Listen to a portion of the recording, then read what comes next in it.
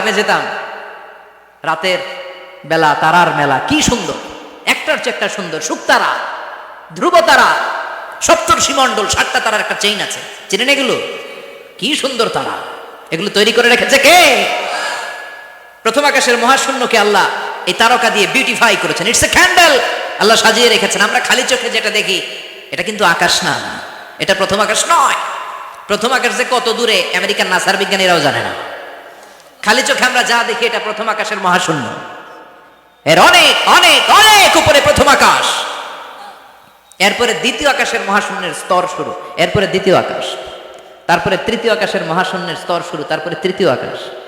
একটার চেয়ে আরেকটা বড়। প্রথম আকাশের চেয়ে দ্বিতীয় আকাশ কত বড় বলি, আপনার হাতের আংটিটা যদি সাহারা মরুভূমিতে আপনি ছড়ে ফেলে দেন, পুরো মরুভূমির তুলনায় আংটি যত ছোট, আল্লাহর দ্বিতীয় আসমানের তুলনায় আল্লাহর প্রথম আসমানটা ঠিক তত ছোট, একটার চেয়ে একটা বড়।